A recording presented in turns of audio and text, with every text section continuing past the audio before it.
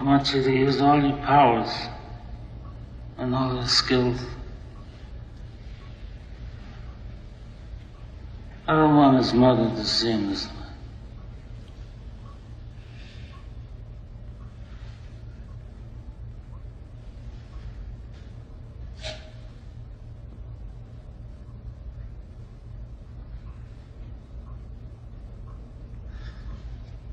Look how they massacred my boy.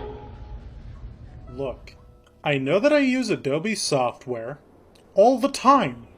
I use Photoshop, Premiere, and After Effects a lot. So, it might seem a little hypocritical that I'm going to go out of my way to bash Adobe, but hear me out. I kinda have a little bit of a love-hate relationship with Adobe. So, with that out of the way, let's get started. Let's start off with Adobe's shitty as fuck icons. Let's just use, Adobe CS6's logos, because those are the ones that I honestly think are the best looking. Maybe CC 2019's as well. Turret complete. However, Adobe Creative Cloud 2020 has some of the worst icon decisions I think I've ever seen. And it mostly comes with simplicity.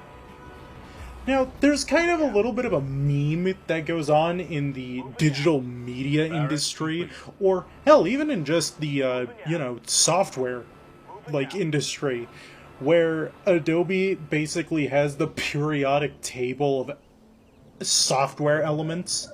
And this is what I mean by that. If you take a look at something like Adobe Audition's logo, I mean, it's literally the same acronym as something you would see on the periodic table, specifically gold. So, yeah, this is kind of why I say that, or Photoshop, or Adobe Illustrator, or Dreamweaver. God, I fucking hate Dreamweaver. Or any other Adobe program to literally exist. You might be asking, well, Techmo, what's the big idea? What's the problem with all of this?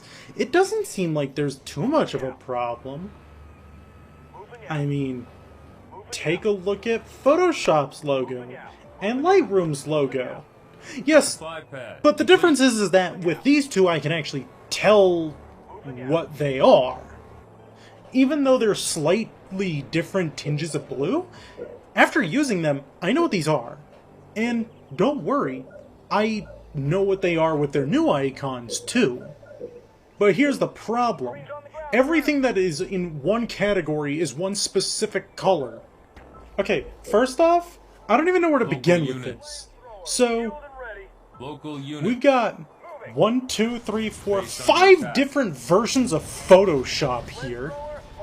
We've got Photoshop, Photoshop Classic, I think that's Photoshop for mobile? Then we've got Photoshop Extended, and then we got Photoshop Express. Why do we need 5 different versions of Photoshop, and why do we need different icons for each one? What the hell is the difference between Photoshop and Photoshop Classic? What the hell is even the difference between Photoshop, Photoshop Classic, and Photoshop Extended? I don't know. Same with Lightroom. Why do we have Lightroom and Lightroom Classic? And what's the difference between them? Why is Fresco in with image editing when it's really a drawing tool?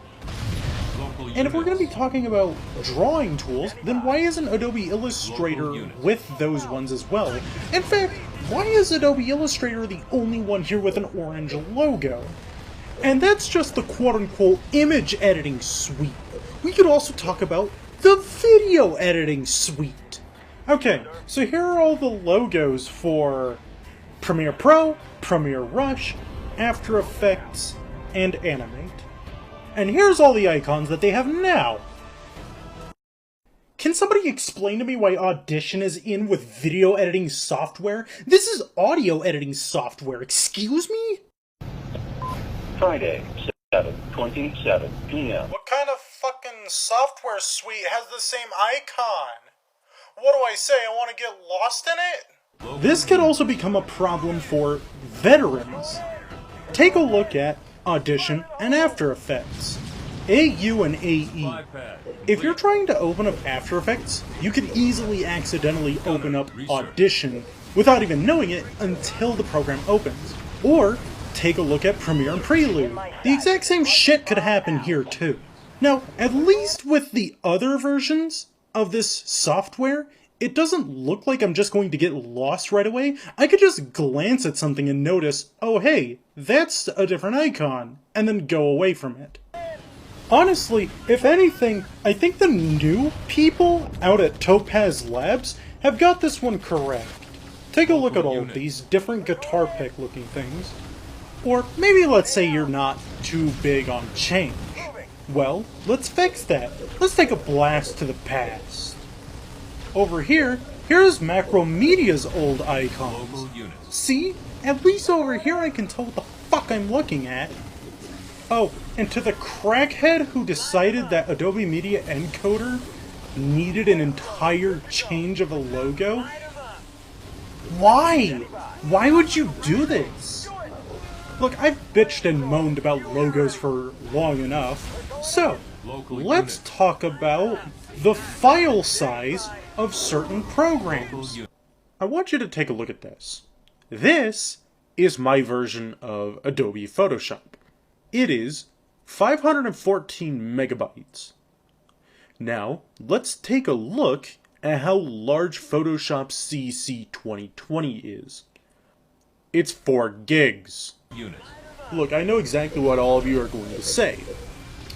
Local units. The software updates over time. It gets bigger with each update. And obviously, yeah. Local units. Look, I'm rolling with a version of Photoshop from like 2012. The version in 2015 was 1 gigabyte, which makes sense, okay? You know what, that makes sense, I'll give it that. But it's not even 4 gigs for any, like, good reason. It's not like it offers any, like, really crazy graphical stuff that you can't do in most other versions of Photoshop. It's not like, I don't know, there's a whole slew of things that even Photoshop CS6 can do that Photoshop 2020 can also do, just a tad easier. It's not for any good reason that it's 4 gigabytes.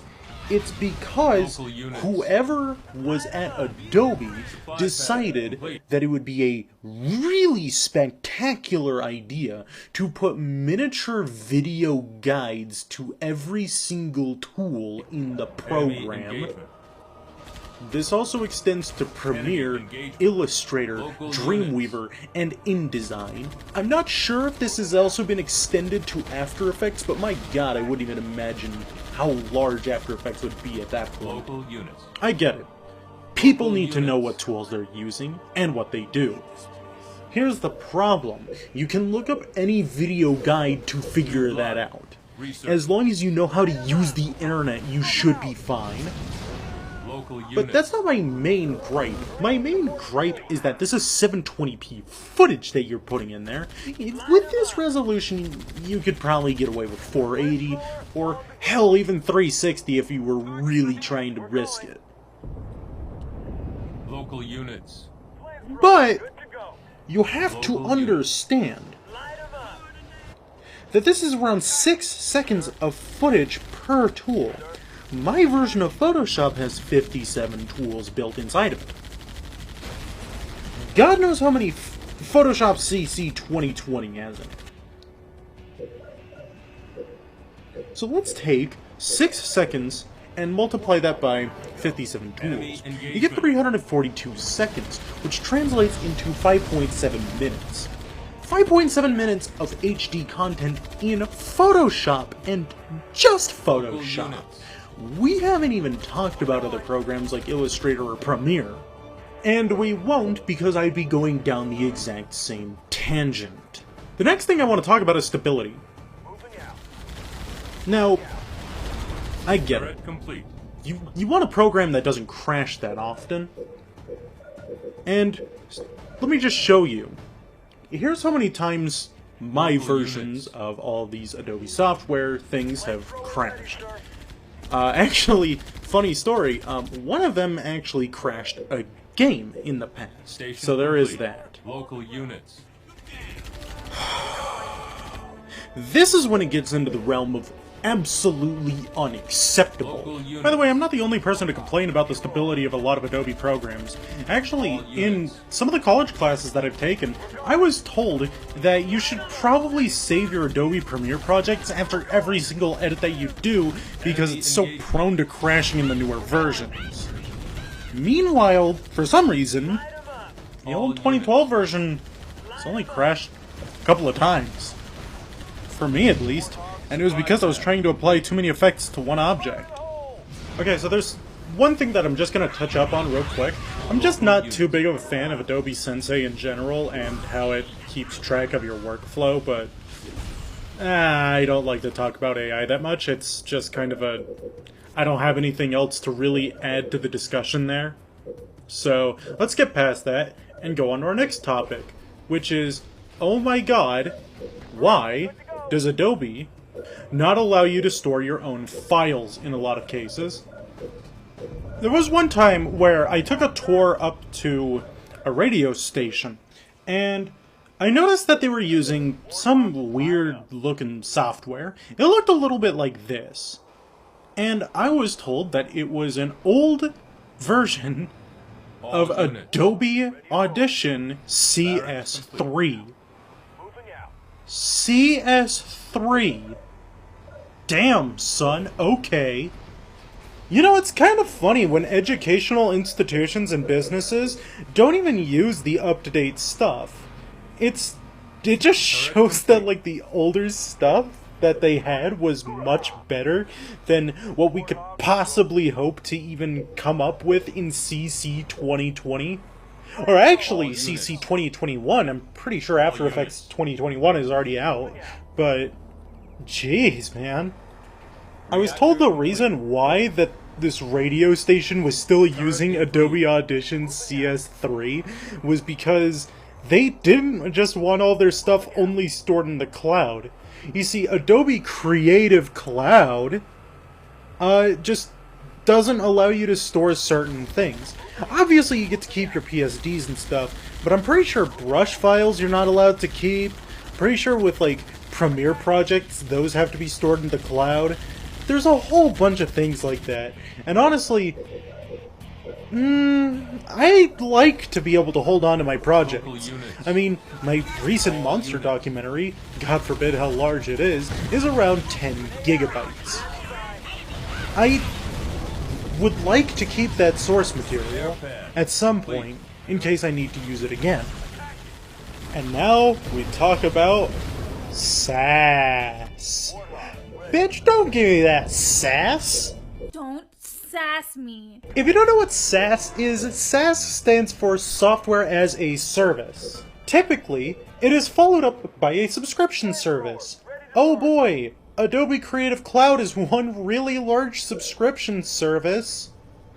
Yeah, so the price per product varies, but for something like Photoshop and Lightroom, it should be around $50 to $60 a month, if I remember correctly. Or if it's like a video editing suite, it's a little bit more. And that's only for month subscriptions. 1 year subscriptions can cost up to $150 a year. A year. That's quite a bit of money if you think about it.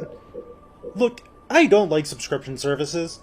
I really don't. I like one-time payment things, and this is probably where I would say something like Clip Studio Paint or Sony Vegas is probably worth your time if you really want to get into like video editing as much as you like want to.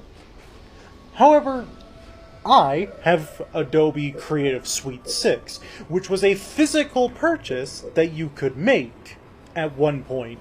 I still have my box to this day. I don't know where it is, but I mean, I still have the software, so hey, I mean, I like that. This sort of thing wouldn't be a problem if we didn't have Adobe as one literal monopoly. Adobe is a monopoly in the graphics design market and in the business market. They make business software for, I'm pretty sure it was called Business Catalyst or Business Cloud.